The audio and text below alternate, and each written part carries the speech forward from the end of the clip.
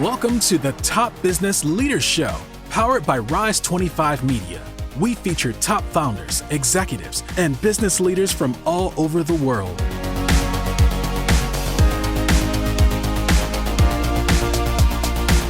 Chad Franzen here, co-host for this show where we feature top restaurateurs, investors, and business leaders.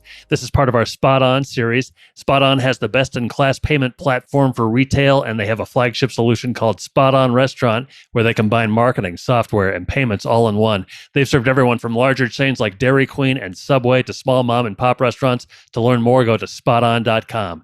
This episode is brought to you by Rise 25. We help B2B businesses to get ROI, clients, referrals, and strategic partnerships through Done For You podcasts. If you have a B2B business and want to build great relationships with clients, referral partners, and thought leaders in your space, there's no better way to do it than through podcasts and content marketing. To learn more, go to rise25media.com or email us at support@rise25media.com. Mac Hay is the CEO, chef, and founder of Mac Seafood with 5 Massachusetts locations, and Sebastien Taffara is Mac Seafood's Director of Front of House Operations and General Manager. Mac and Sebastien, thank you so much for joining me today. How are you? Good. Great. Thanks for having us, Chad. Hey, so tell me, how did Mac Seafood kind of come about and get started? It started on a whim and a prayer. I'd always had a passion for cooking. And I worked in the restaurant business, since I was 12, 13 years old. I did a summer job stint down here in Wellfleet, Cape Cod. And that summer job turned into a management position, which then the lady, Carol Larson, who owned the building, offered me the opportunity to buy the entire business. And there were a few steps along the way there. We opened Mac Seafood in 1995, which originally was a small little fish market, about maybe 700-800 square feet. We sold fish and we sold prepared foods, and we had a little menu that I would, cook dinners, fresh fish dinners and steamed lobsters, and got to use some of my culinary skills that I'd learned over the years. That location, I operated there with my younger brother Alex and a cousin Sam, amongst other people. But we then took that as our base and then started opening other locations about our 10th year. One of the things that's been very key in our development was this primary purchasing directly from fishermen. So Max on the pier, thus the name, literally sits on the Wellfleet Town Pier, and that's our original location. Wellfleet's known for its amazing oysters, but there's also many other products that come into this harbor. So we were a primary purchase of these incredible products, and that led us to start basically a vertical integration in our business, where we developed a wholesale side of the business as we were growing the restaurant and retail fish market side.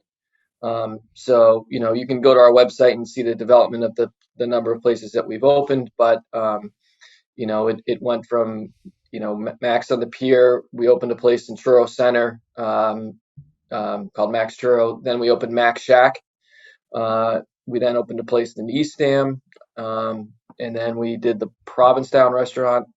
And in between there, we bought the Wellfleet Shellfish Company, and then opened another place down in Chatham and bought the Chatham Fish and Lobster Company. So now, like you said, and we have a location in Dennis in a grocery store. So like you said, now we've got the 5 restaurant locations and 5 retail locations, as well as the wholesale seafood. So that's the very quick version of where we are. Sure. We'll kind of get into a little bit more of that as we go on here. You said you started working in the restaurant industry around 12 or 13. What was your first job? My first job was breaking down cardboard boxes because I actually was too young to even be allowed inside the restaurant. Okay. So, it's actually a very good skill to learn because there's a lot of cardboard in the restaurant industry. Mm-hmm. From there, I worked into basically a dishwashing position, and then worked my way into, some fry cooking and some line cooking. I wherever I went, I went to school in upstate New York at Colgate University. And while I was there, I worked under a chef who basically taught me, how to really cook. I'd done, line cooking and fry cooking and, quote unquote, flipping hamburgers for a long time. But that was my real exposure to it was really French, mostly French classic technique. And then once I graduated college, I was running the summer business, but I would take the winters and travel to, down in the Caribbean, learning the food down there. Lots of seafood, obviously. Spent time in New York City, working in a restaurant there. Spent time in Boston. But once the business started taking off, unfortunately, those winters that were free, no Not so longer much. became so free. Yeah. Yeah, yeah. At what point did you realize that kind of, you said you'd flip burgers and things like that. At what point did you realize like kind of seafood was going to be your thing? There's something about seafood that's incredibly delicate in the when you're handling it, when you're cooking it. It's different than cooking a steak, cooking meat, cooking chicken. I mean, they all have their nuances, but there's something that I think that was very challenging. Plus, growing up in this environment, and this was a summer place that I'd been coming to for years before I even started working. My parents actually met down here on the Cape. So when people say how long you've been coming here, I say before I was zero. Um, but the the seafood part of it was just sort of ingrained in me from growing up, and always thought that was going to be something that I would just continue doing, and that's where I am today. So you said, I believe you said Max on the Pier was your first restaurant location. What were kind of the early days like with Max on the Pier? Oh, they were 7 day a week, 14 to 15, 16-hour days. It started with a trip down to Chatham, um, ironically to the wholesale company that we ended up purchasing many years later. Mm-hmm. But I'd literally wake up and Alex or another employee would be at the store. I'd get in the truck, I'd drive to Chatham, I'd hand select every piece of fish that we were going to sell that day. Jump back in the truck, stop off at the bakery, pick up some bread, stop off at the local farm stand, pick up some produce and corn and things that were in season, and then head back. And it was the probably the most fun that I've ever had. Those first 4 or 5 years, and we made absolutely no money. Um, so it wasn't very sustainable the way we were doing things. But that was there's a very interesting business. Obviously, there's a the business side of the restaurant industry is very different from the passion and the emotional side. And you have to be able to make decisions with the right hat on at the right time, and that's a real challenge as an owner, chef who's very attached to the food, but also sees the importance of having strong financials and able to continue to operate and grow the business. Yeah, I was just going to say, what are some, as you kind of, during that period of time where you basically devoted your life to that restaurant, what were some lessons learned, maybe even a mistake that you made that ended up being like, this is a real eye opener and it has helped you, carry you forward? Oh, I think that when you're on the treadmill, the hardest thing to do is get off of it. And I think I realized, but having the advantage of a seasonal business at that time, I knew that we could go, go, go, go, go, and that there was a day that we closed. Mm-hmm. And I was actually still in college when I started the business, so I would go through Labor Day, and then I would pack up everything in one day and then go back to college. And that was always a tough transition. But I mean, there are millions of lessons that you learn. It's really about the quality of decisions that you start making. And I knew that trial and error was going to be the best way to move forward. Just little things like how much money are we actually making on we're buying fish for $10 and we're selling it for $12. Oh, we're making $2 a pound. Well, you're not. You're actually losing money if you only have a 20% margin on fish. So you kind of learn those lessons as you go. I don't think I've made mistakes. We've all made mistakes, and the most important thing is to learn from them. And that's the lesson that I took out of the umpteen hundreds and thousands of mistakes that I made along the way. I mean, I know, Sebastien, he's been with me quite a while now, and he knows that you have to, in order to grow, you have to make those mistakes. Sure, Yeah. sure. Hey, so you were running kind of a seasonal business. What kind of gave you the most traction where you were like, oh, okay, this is like popular, or this is a desired item, and now we're thinking about maybe becoming like a full-time operation? Well, I remember distinctly the moment when I became not frustrated, but I'd reached the limit on what I could do in where that location was, Max on the Pier, which is it's a quick service kind of I call it a glorified clam shack. And I was making a bouillabaisse, and making it completely from scratch, and taking striped bass carcasses and making this really, really nice fish stock or fume, and using that as the base, and layering in all these amazing flavors, and the seafood was just impeccable, and I'm having to put the whole thing into a plastic bowl, and I just was like, and I could only charge so much. That there was also there's a ceiling that you can really charge in that type of environment where it's basically disposable, plateware, and people are just going out and eating it on the beach. There's no service involved with that. So I remember at that moment, it's time to really spread our wings, and I want a restaurant. I want a real sit down, full service restaurant, which I really had no idea how to run. But I knew that the culinary side of me that was the next progression. That was the next step. So, Sebastien, when did you kind of come on board? Came on board in 2013. I moved to Cape Cod in 2010. I worked for a French bakery, and then I met Mac at a wine dinner fundraiser, and we talked, and we were like, okay, let's work together. I didn't want to leave Cape Cod, and I wanted to do something else, and this opportunity came along, and it was very different for me, because I came from a very different background, where I worked in Paris in Michelin star restaurant, very very formal, extremely formal, and then so for me the casual, fast casual, atmosphere is an adaptation. So it's an adaptation, but we were able to somehow sync the quality of service and the care to the fast casual, and it's been a pretty fun ride since then.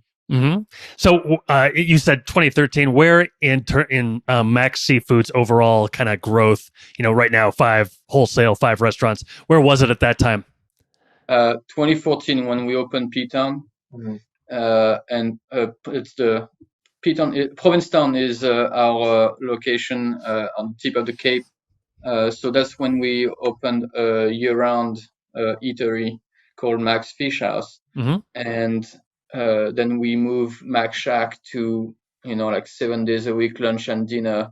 That's when things started to shift. Yeah. So I was looking at your website. It looks like each restaurant location basically has a different name. It's not like one name with 5 different five of the same exact type place. Can you kind of tell me about each place, maybe like the vibe or how each one is different? Maybe start with Max Shack, and then we'll kind of go on from each one. Sure. Well, Max Shack is clearly, if you come down, it's a 1850s structure that has no insulation in it.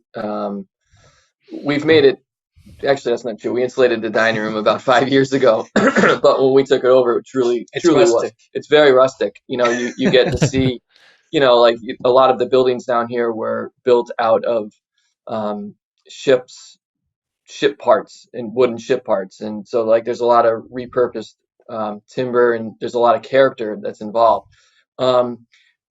The shack is, when I took it over, it had been a restaurant called the Lobster Hut, and I wanted to sort of transition that into something different, but still respect the history of that type of environment and that type of casual atmosphere, Cape Cod approachable, but with a real twist on the focus on the quality of the food and the basically the I don't want to say trendiness, but we were trying to be ahead of the curve when it came to culinary food, and we're still trying to be, we want to stay current. Things change, things evolve, but the each location the character kind of evolves out of where it is, and that's one of the hardest things to do, I think, as a restaurateur, to understand that the environment almost dictates itself. You can push a concept onto a place, but then the clientele you have to sort of feel your way through what the clientele wants. And honestly, it's a simple thing, but sometimes people get so stuck with their sense of pride or ego that I'm not going to give them what they want. I'm going to give them what I want. And yes, the chef side of me, there's part of that's you feel like you want to do that, but then when you see and you try those ideas and they're not well received, if somebody wants, say a lobster roll, they come to Cape Cod, and you want to change the concept of what a lobster roll is, that's not really what they want. They want just a high quality lobster, freshly prepared with care, served, in a very efficient and timely manner with a smile. And if you can cover those things, and it sounds rather basic, but just doing that is incredibly hard,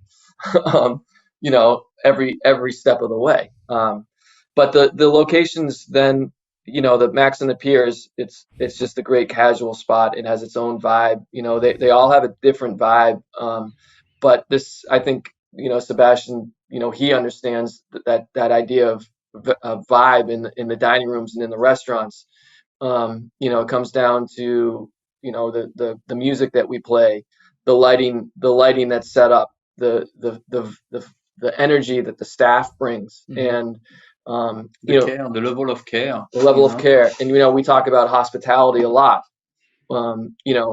Hospitality is super important. It's forefront on what we do. On every aspect, from serving customers to treating employees with hospitality to working with our vendors and treating them with hospitality.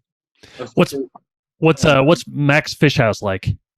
Well, Max Fish House is it's a fish house.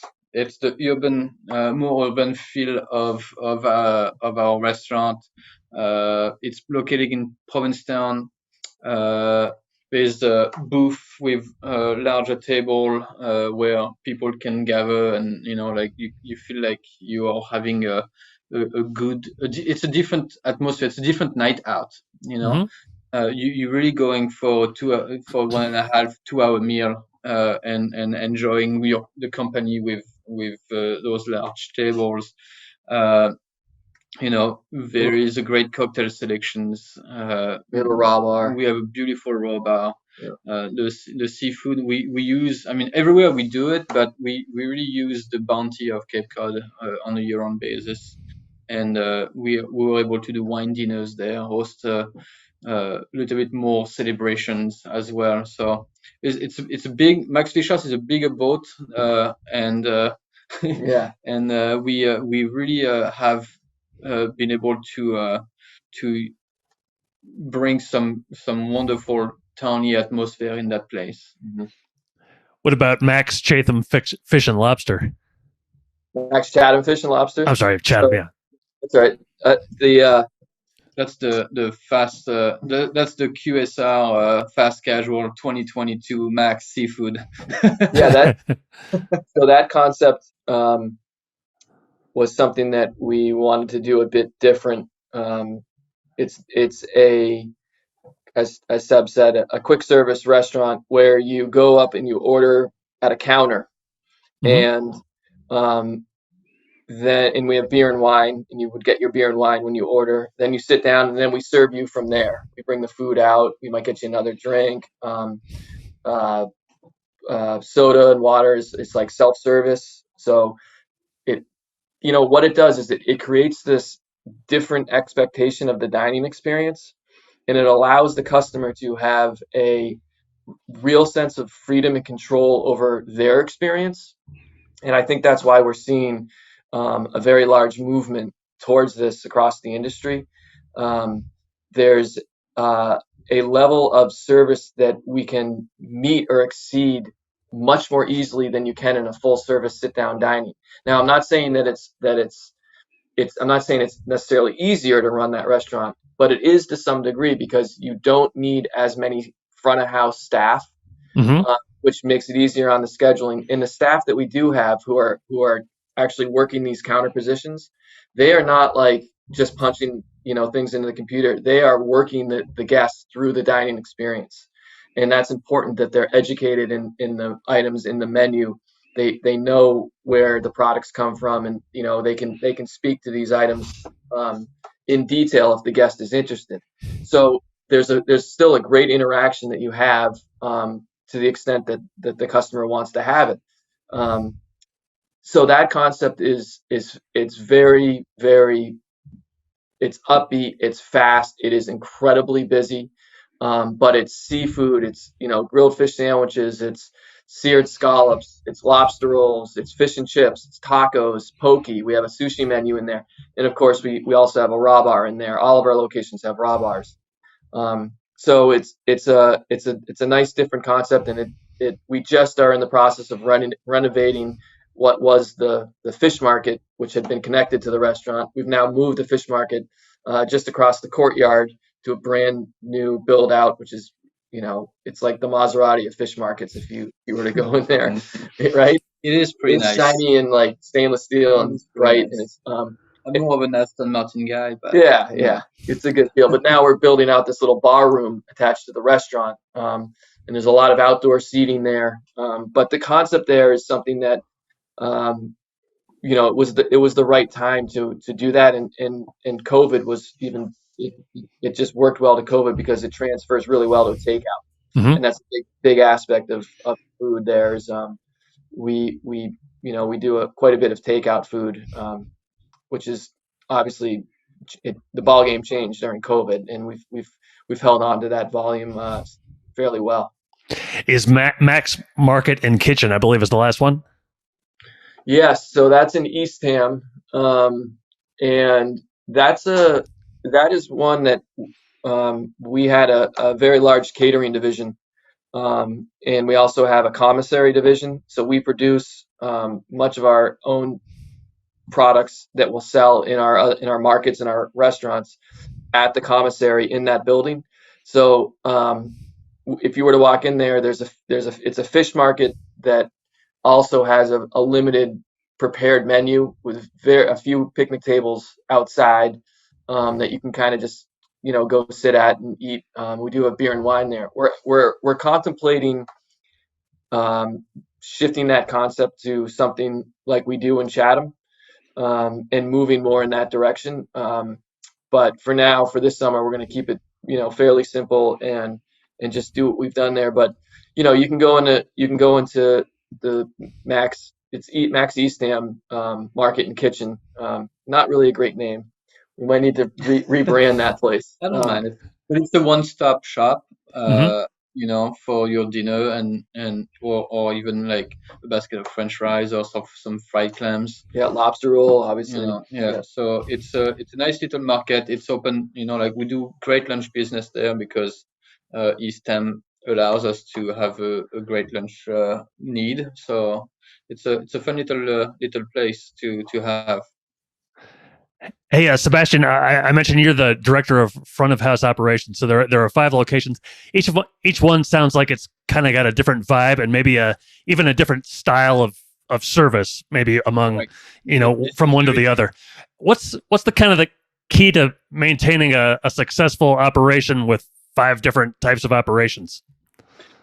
Understanding the people, the Hmm. staff, really working with them, have close relationship with them, and just like sticking to, uh, like giving them that part of fun that it needs to be. Like we need to have fun at work, but it's also holding people accountable and just being present all the time and most of the time, and trusting the people that you put in place that they will do the job that is needed to do.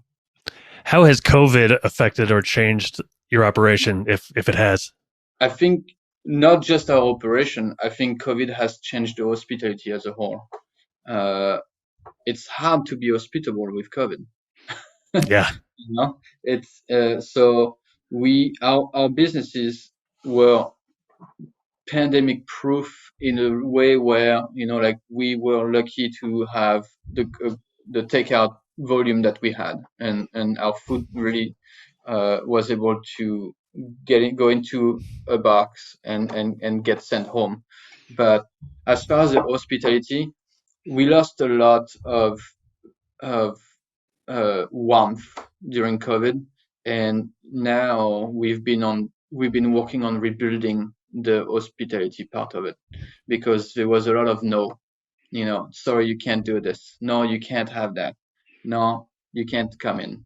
And now we have to work on re-entering the hospitality as part of our image, and it's been quite challenging.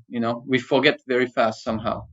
uh, we Hmm. forget very fast, and we get new routines very fast as well. So we are like, okay, like we need to do the shift, but like we have to do it in like in a way where it's not going to like be 90 degrees. Like we have to transition slowly towards the curve, and go on the finish line. So Hey Mac, what are you most proud of in terms of your kind of your journey with Mac Seafood, starting with one place, now 5 restaurants, 5 different restaurants, 5 retail locations. What are you most proud of during that time? Um, it's sort of a loaded question. I mean, Of to course. be, yeah, I mean, first of all, to be, you have to appreciate your staff. You have to be, we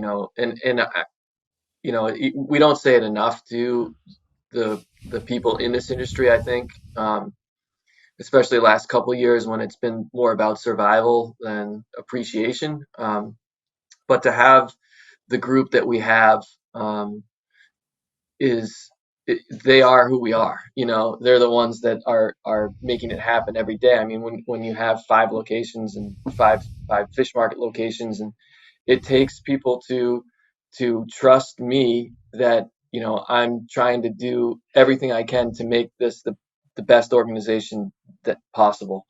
And then it takes a real level of commitment. So seeing that level of commitment, that's what makes me really proud.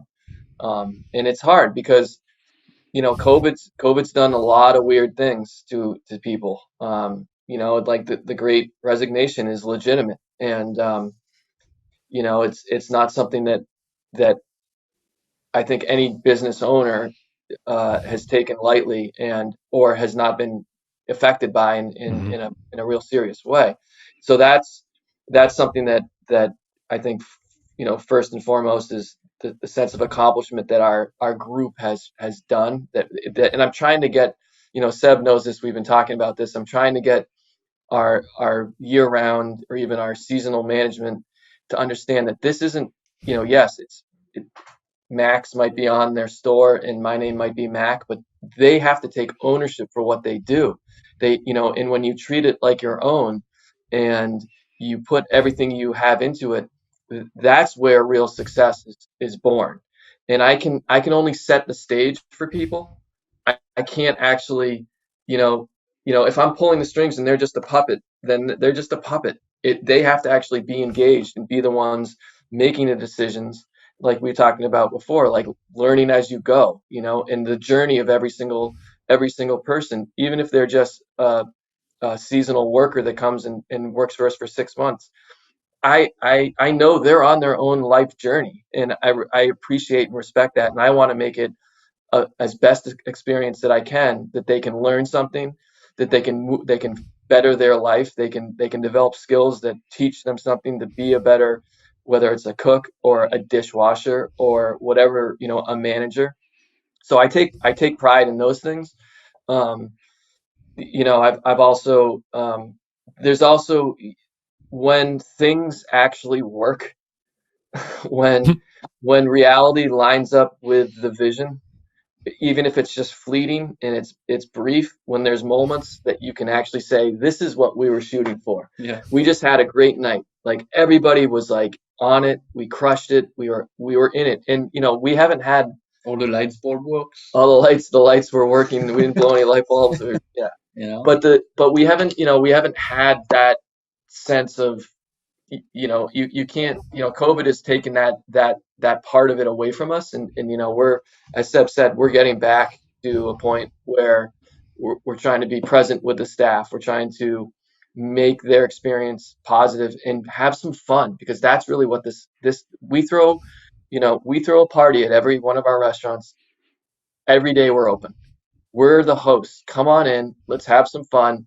Bring the good time, and then everybody has fun. That's when you make good money. That's when the customers spend money, and they're happy to spend their money because they're having fun.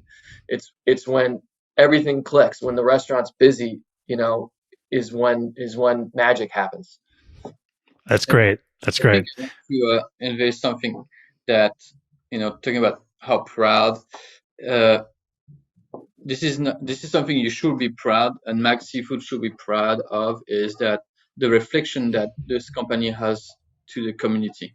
Like Max Seafood was able to bring so many families, like a steady job, and people moved here and stayed on Cape Cod and were able to build a family because of Max Seafood, and that I think is something that Max Seafood should be very proud of. Yeah, and that's absolutely true, and that's an extension of what we do down here that is not it's very unique and unlike any other place, because we have a housing crisis. We battle that every day. People are leaving Cape Cod because they can't afford to live here. So I'm trying to, provide jobs and opportunities that give people enough to be able to afford to live here. The other thing that, an offshoot of that too is, we do have a lot of, we use the H-2B visa program. It brings in foreign workers from all around the world, and watching them be able to take the money that they earn here and build a house back in their homeland, or send their kids to school. And these workers that come here are incredibly committed and dedicated, and have a real true appreciation of what it's like to work hard and make money that they that changes their lives. So I take pride in that too. We couldn't do it without them. Sure. Very nice. Very nice. That's great. I have one final question for you, but first, how can people find out more about about everything you have there with Max Seafood? MaxSeafood.com. Okay. Two S's in there. We actually just launched a new website a couple months, 3 months ago, whatever it was. A couple months ago. Looks pretty slick. Slick. Yep. We also do online. We have an online ordering. You can ship seafood around the country, which is fun if you want to, get some fresh scallops shipped to your doorstep, or Wellfleet oysters. But yeah, that's a good place to check us out. Great. Okay, last question. This could be difficult for a chef, but if both of you were customers of Max Seafood at any of your locations, what would be your go-to meal? So I start. I start because I will start with a bowl of steamer clams. Do you know what steamer clams are? No. Yeah, they are soft shell clams that we boil them in water, salt water, and then you dip them in the water you cook them with to like remove some of the sand, and then you dip them in butter, and then you just like eat them. Eat them like that. So I will start with steamer because this is such a great bowl of Cape Cod bounty to share around the table. Mm-hmm.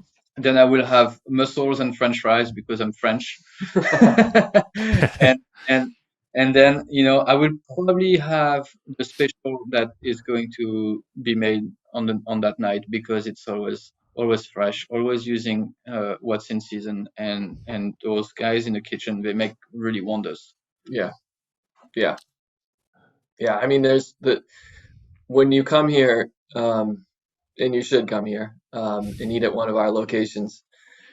The amount that people are probably blown away by the size of our menus because Mac Shack and Provincetown have full sushi bars, full raw bars, plus an entire kitchen menu. Broiled fish, steamed fish, grilled fish, fried fish.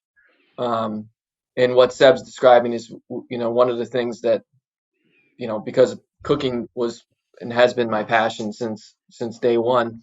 I want chefs and even the line cooks to be engaged beyond just the normal menu.